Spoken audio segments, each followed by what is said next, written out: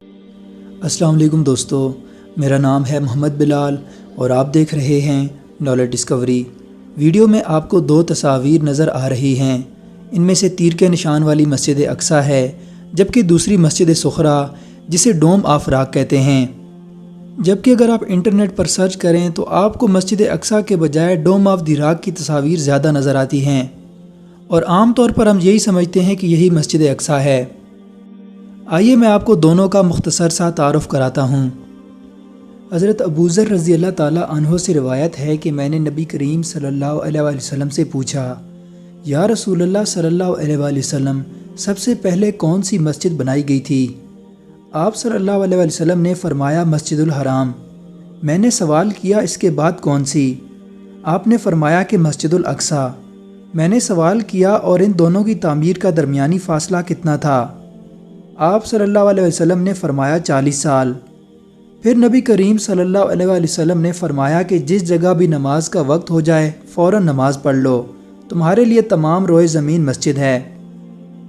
بیت المقدس کے مشرق میں واقع مسجد اقصیٰ مسلمانوں کا قبلہ اول ہے، اور اس حدیث شریف کے مطابق روئے زمین پر دوسری قدیم ترین مسجد ہے۔ مسجد اقصیٰ کی تعمیر حضرت سلیمان علیہ السلام کے ہاتھوں ہوئی۔ یوں دیکھا جائے تو حضرت سلیمان علیہ السلام اور حضرت ابراہیم اور اسماعیل علیہ السلام کے درمیان، جو کہ مسجد الحرام کی تعمیر کرنے والے تھے، کئی صدیوں کا فاصلہ ہے، جبکہ روایت میں دونوں مسجدوں کی تعمیر کے درمیان صرف 40 سال کا فاصلہ بتایا گیا ہے۔ علماء کے نزدیک اس کی توجہ یہ ہے کہ مسجد اقصیٰ کے مقام کا تعین تو حضرت یعقوب علیہ السلام نے فرما دیا تھا، اور مذکورہ روایت میں اسی کا ذکر ہے، جبکہ حضرت سلیمان علیہ السلام نے صدیوں بعد اسی جگہ پر ہیکل سلیمانی کو تعمیر کیا۔ اس لحاظ سے ان کی حیثیت ہیکل کے اولین بانی کی نہیں ہے، بلکہ تجدید کرنے والے کی ہے۔ بعد کے ادوار میں یہودیوں کی سرکشی اور نافرمانیوں کے نتیجے میں ان کے اوپر ظالم حکمران مسلط کیے گئے۔ 70 عیسوی میں رومی جنرل ٹائٹس نے بیت المقدس پر حملہ کر کے یہودیوں کا قتل عام کیا اور ہیکل کو بالکل تباہ کر دیا۔ اس بربادی کا سبب ان کا وہ رویہ تھا جو انہوں نے حضرت عیسیٰ علیہ السلام کے ساتھ اختیار کیا تھا۔ اس حملے میں زندہ بچ جانے والے یہودیوں کو جلا وطن کر دیا گیا اور بیت المقدس میں ان کا داخلہ ممنوع قرار دے دیا گیا۔ تاہم بعد کے ادوار میں پابندی نرم کر کے یہودیوں کو مخصوص مواقع پر بیت المقدس میں آنے اور ہیکل کے کھنڈرات کی زیارت کرنے کی اجازت دے دی گئی۔ ہیکل کی اسی تباہی میں ہیکل کی صرف مغربی دیوار ہی محفوظ رہ گئی تھی، جو رفتہ رفتہ یہودیوں کا مقام اجتماع اور ان کی گریہ کرنے کی جگہ بن گئی۔ اسی بنا پر اسے دیوار گریہ یا ویلنگ وال کہتے ہیں۔ مسلمانوں نے سن 638 عیسوی میں بیت المقدس فتح کیا، اور اس موقع پر صحابہ کرام حضرت عمر فاروق رضی اللہ تعالیٰ عنہ کے ساتھ مسجد اقصیٰ والی جگہ پر آئے۔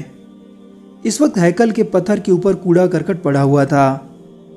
آپ رضی اللہ تعالیٰ عنہ نے صحابہ کرام کے ساتھ مل کر اس کو صاف کیا، اور ہیکل کے احاطے کے اندر جنوبی جانب میں نماز پڑھنے کے لیے ایک جگہ مخصوص کر دی۔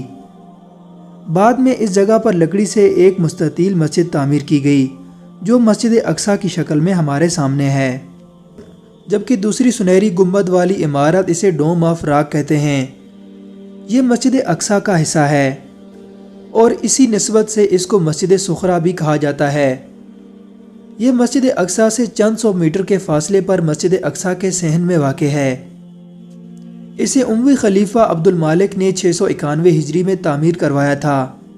اس عمارت کے اندر ایک بڑا سا پتھر موجود ہے، جو مسلمانوں اور یہودیوں کے لیے یکساں مقدس ہے۔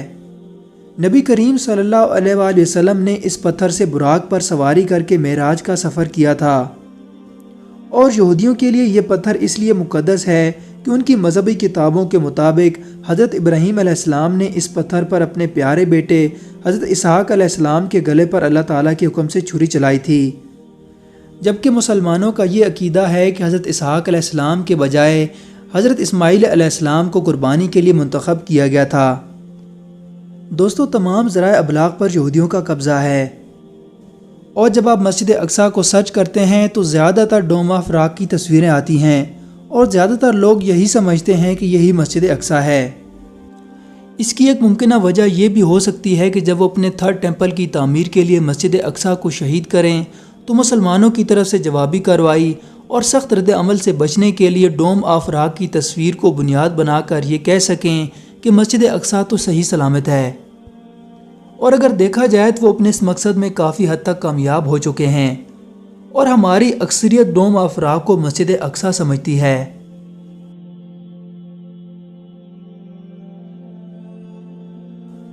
دوستو، امید کرتا ہوں میری یہ ویڈیو آپ کو پسند آئی ہوگی۔ مزید اس طرح کی ویڈیوز کے لیے میرا چینل سبسکرائب کریں اور بیل آئیکن کو پریس کریں تاکہ میری ویڈیوز کا نوٹیفیکیشن آپ کو سب سے پہلے مل سکے۔ میں ملوں گا آپ سے نئی ویڈیو میں۔ اللہ حافظ۔